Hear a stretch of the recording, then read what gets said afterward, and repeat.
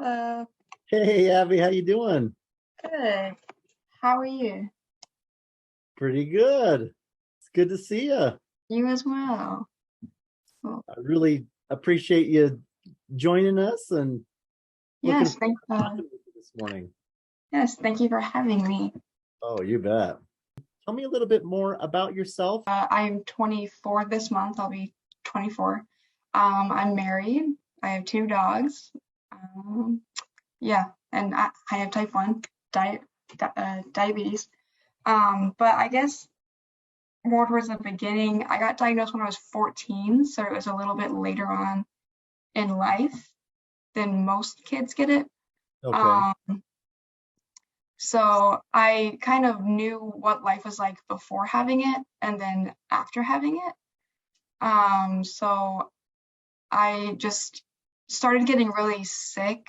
Like I would fall asleep really, really fast, like just out of nowhere. And then I would just be really thirsty all the time. Yeah. And I would just have to like use the restroom like over and over and over. And it's actually kind of like funny because I brought it up to my mom, and I was the kid that kind of over exaggerated things. So she didn't really believe me when I first told her Yeah. like all the stuff is I'm going so on. sick, Mom. I want to stay home from school. Kind of. Yeah, we've all done that. Yeah. So I Yeah. finally convinced her to make a doctor's appointment for me. And we went, and my blood sugar was like 421 or something, which a normal is like 90 to 100. So that was pretty high. Wow. So the doctor came in and was like, hey, like you have this. We're going to need you to go to the nearest children's hospital. And so to learn all about it and take this course on diabetes.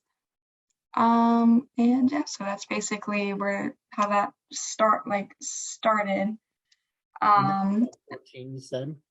yeah, about 14. And then, but I didn't really start struggling with diabulimia until I was about 15 or 16, probably 16.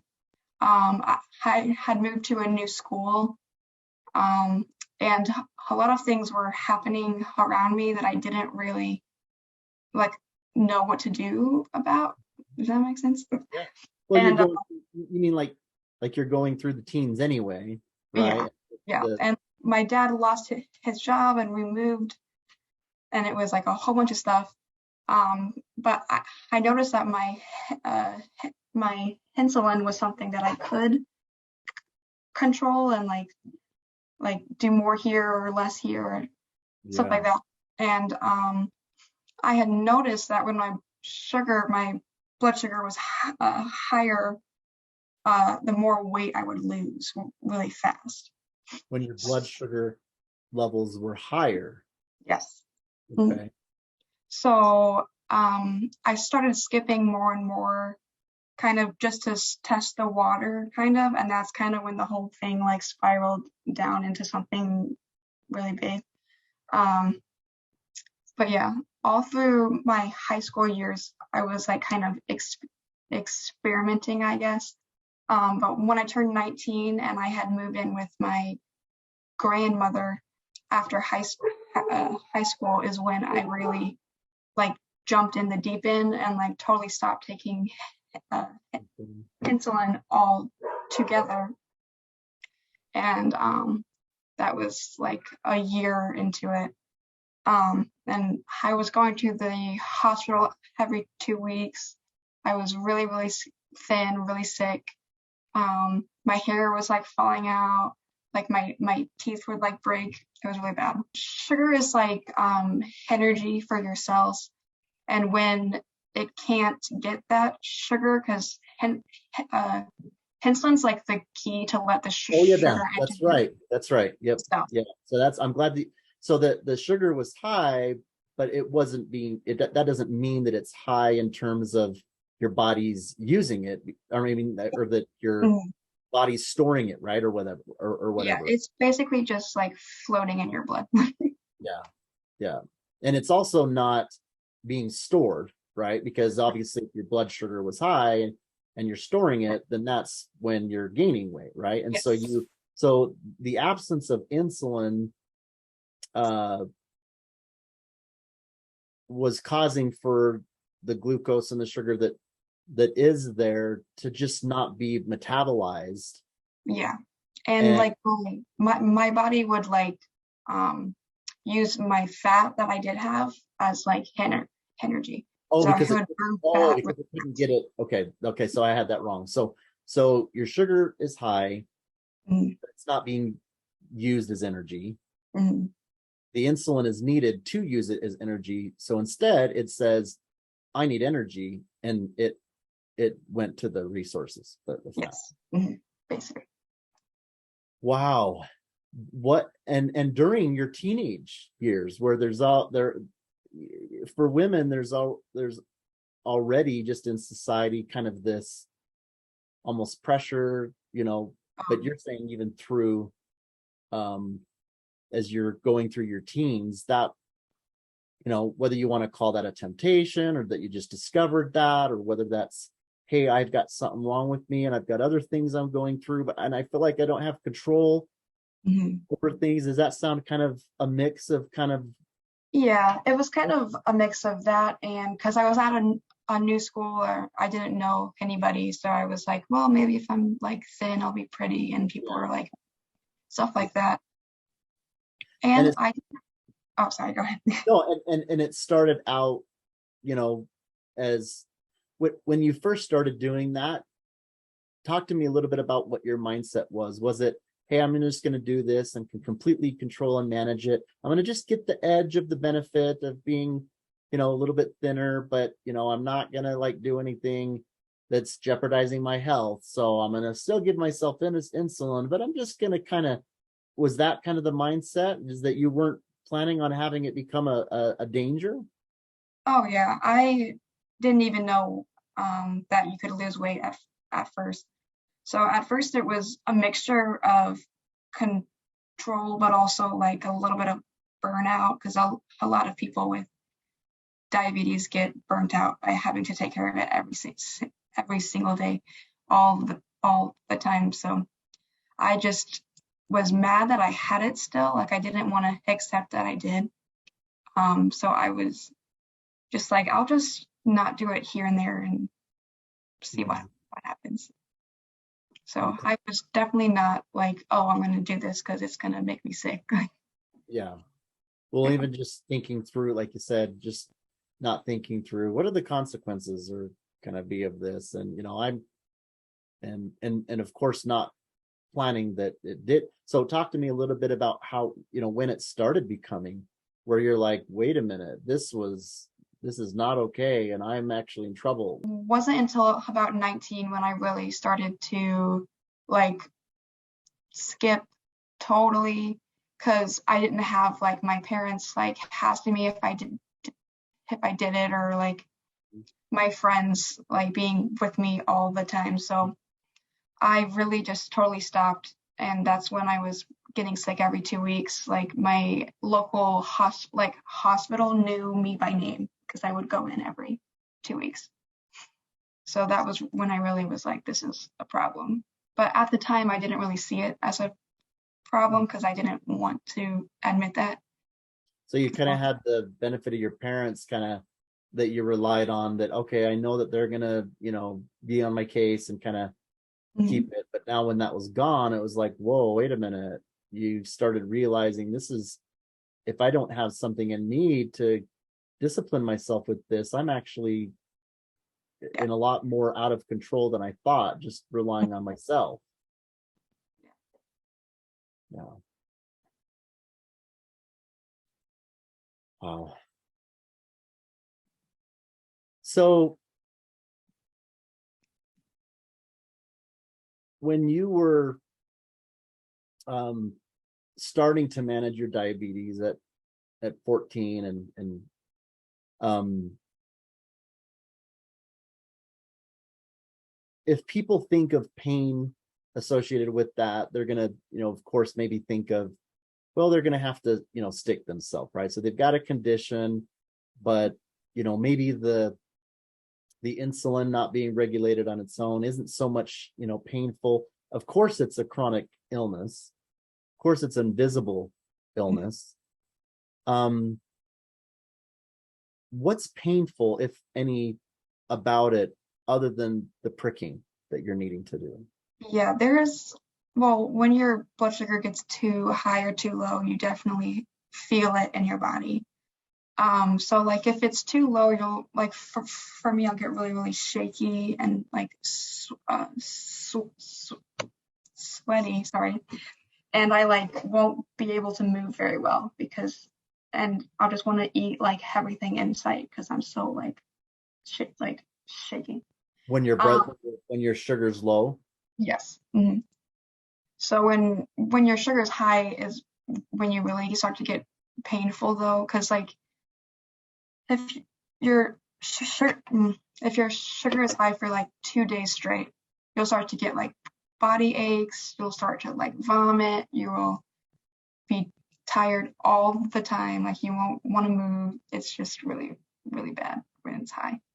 Because your body starts to go into ketosis, which is like your body's pH is too acidic, and it basically starts to just like make your body freak out.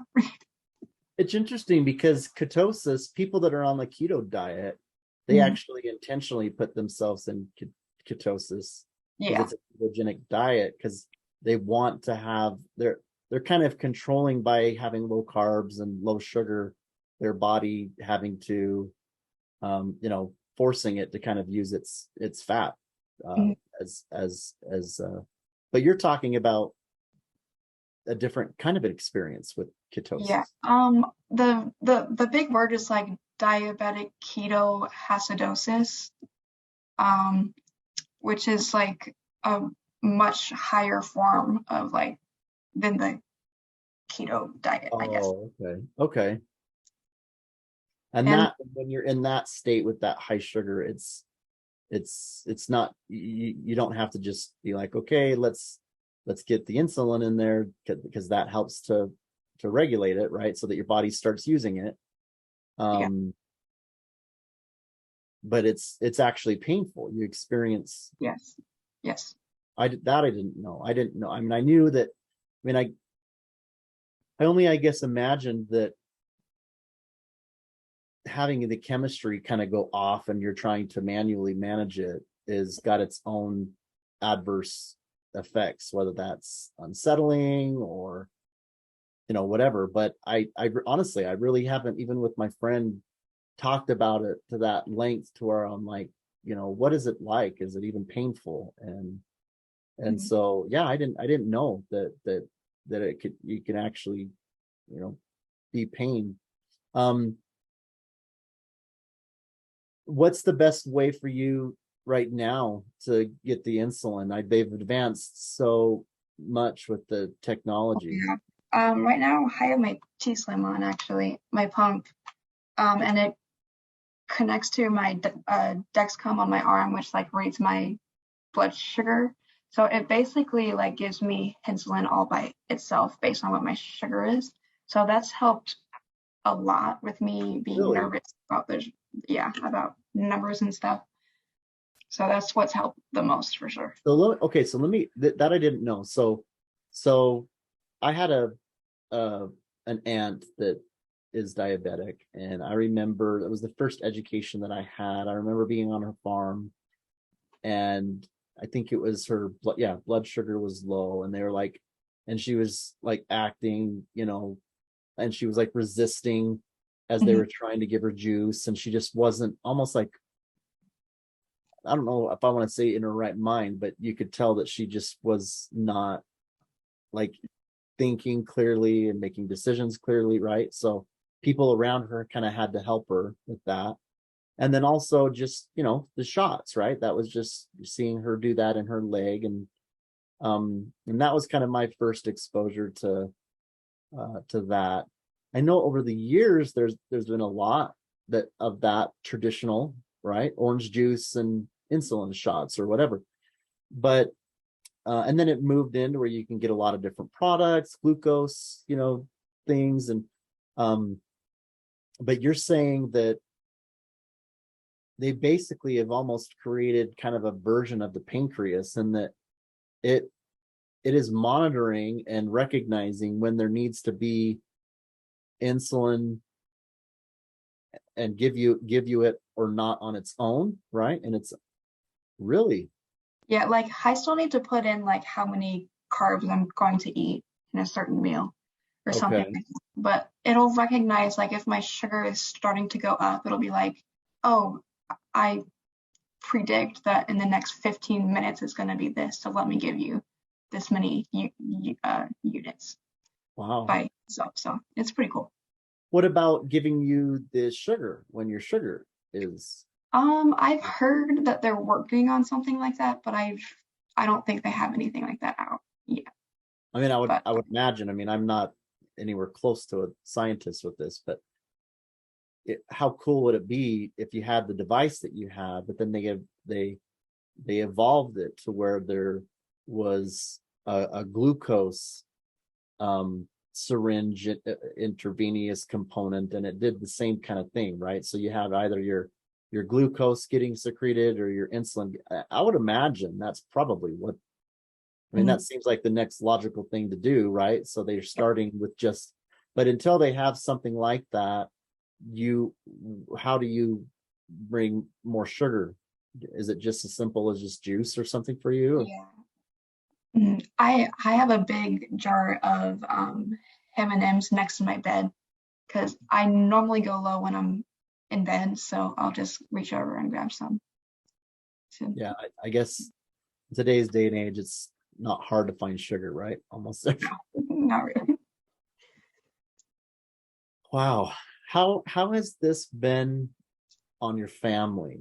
Is there any kind of a caretaking hardship or a relationship kind of an adjustment that you've had to go through? Yeah, so well, more with my parents, it wasn't really too bad. It was just they were really concerned when I would like get sick and things like that. But definitely with my husband now, when we first started dating, was when I was in the like in it really bad. And he kind of had to learn how to kind of take care of me in a sense. Like he like learned everything about it. He like wanted to know like what to do when I get sick or something like that. But it was really hard when I would like go into like a episode and I would get sick and then he would have to be with me in the hospital or like see me. And he's told me like it was really hard on him. So thankfully he stayed and we're married now, but um, I know it took a toll on him for sure. So Not just learning about it so that you can understand, and have kind of empathy, but try to maybe even learn what you can do to be helpful for it, right? For one. And then no matter what, no matter how much you love somebody, if you're going to be going through things medically and you're going to be in the hospital, I mean, if you're a human, that's, mhm, not fun. It's not like anybody's like, I love going to the hospital when something's wrong with my loved one, right? So right. that's going to be a given that that's going to be hard on them, both for themselves of Mhm. what they're just going through, as well as what they're concerned about what you're going through, right? And you're saying that that is part of what you have seen him go through, and has he talked about it with you? Oh yeah, we've had conversations about like what his concerns were before we got married and things like that. So and I can see when he's upset. Like he's a pretty emotional guy. Don't tell him I said that. Yeah. No, you can tell, you can read him, right? And kind of Yeah. sense it. Hmm. Yeah. And even now with like because we want to have kids sometime soon, and like we have to. He's like concerned that I'm gonna go back and not take care of myself when I do get pregnant or something like that. So Yeah. that's taking a toll on that as well. Yeah. Yeah, there's been times where like I like my thinking is like, oh, you've never had this, like you don't know what I'm going through, blah blah blah blah. And I'll be upset, but he's just trying to figure it out with me. But he also has less like education on what I'm going through. But I'm wanting him to just feel what I'm feeling in the moment. My biggest thing would probably be just being able to go somewhere and eat food and not have to worry about what my sugar is, doing a insulin shot, stuff like that. I just want to be able to just go down into my fridge and eat food and not worry about it. So definitely that's something I miss. I was not planning on making TikToks ever in my life. But like most people, the like pandemic came and I was stuck at home. And at first I was just making like regular TikToks, like dancing or like lip singing or something like that. But then I had found a sound that like went with like a diabetes like joke because I like to make fun of it. So I had made like a diabetes joke or something, and it went pretty big. Like people liked it, and I was Yeah. like, well, there may be something here. And I hadn't seen many people like take something serious like this and like turn into something funny. Yeah. Um, so I started making more like jokes or like relatable diabetes things, and it just kind of went from there. Yeah, and if you guys don't know what she's talking about, I've seen a few, and I'll talk a little bit about them. But if you guys aren't following Abby, she's at the Gebos, so TheGebos at. She's got a link tree. You can follow her on her YouTube. But yeah, go and check out those videos. But what that makes me think of is there's one video where you have part of your skit like this long face, and they're like, what are you doing? Doing drugs? What are and you're like, no, I'm just doing diabetes. And so it's just kind of like this back and forth of it's just that person that, or I think it might have been another version of it where it was like the teacher, right? Checking your bag. And Mhm. in fact, actually, I think that was real. No, that was, Yeah, that that was a was real case. Yeah. my manager at my old job. Yeah. Yeah, share that story a little bit. That was that got a lot of reaction. Yeah. So the main thing I want to point out, like he wasn't like digging in my bag. A lot of people thought that. So my bag was on like a hook and it was like a mini backpack and my zipper was open, so like you could see it if you walked by.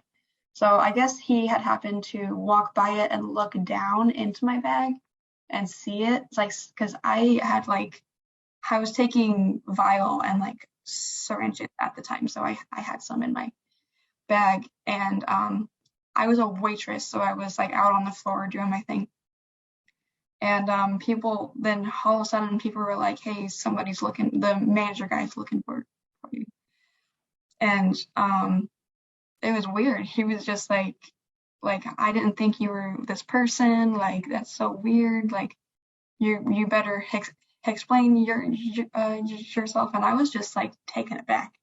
Like some of that story is like what I wanted to say, but yeah, I was just like it was weird. Because he was thinking that he's basically like you're the perception that, and the conclusion that he jumped to Yeah. was you're doing drugs, explain yourself. Mhm. And even after you talked a little bit about him trying to help him understand that it's to help me be healthy, he wasn't having it, and you just ended up, what was the outcome of that? Yeah, so I basically had to pull out my like Humalog insulin vial and be like this is what I'm taking. And then he's like, okay, like you're lucky next time or something, like, you're lucky, like, he didn't believe me. Yeah, I'm And then, watching you. yeah, and then I like quit a couple days later because I was like, I'm Yeah, not dealing with this. yeah. I know that there's a lot of terrible stories out there, but boy, that's certainly, Yeah, one of them. I mean, yeah. not And even. it's sad because like the people that own it's a small town place, so like the people that own it, it's not their fault. And I like didn't want to bring a whole bunch of like negative attention to their Oh, restaurant. I see. It's a really nice place. Like they're nice people. Life is so much more than your pancreas. Because before I was so caught up in like, why do I have this? Like just my thoughts were just all that. And Mhm. then once I stood back and was like, wow, there's so much more to life than what my pancreas is doing right now. Yeah. Um, so to every person, that's what I would say is there's so much more than what's going on in your body. Oh, that's beautiful. Thank you. Keep doing your thing. And again, we're so proud of you. We're Thank you. so grateful that you're reaching out to people even around the world and really being a role model, not just for people that have diabetes. You've talked about a condition that was brand new to me, diabulimia, uh, Hmm. very important. And just in terms of just chronic pain and invisible illness, you certainly are an inspiration, and we welcome you to the family, my Thank friend. you. I am very happy to be here. All right. Well, you have a good day. You You go too. tell your husband that we sure appreciate him, and you keep us posted when you have that new one expected. Okay. We're I looking will. forward to that. I will. Okay, we'll see ya. See ya. Bye bye. Hey, we'll see ya. Bye.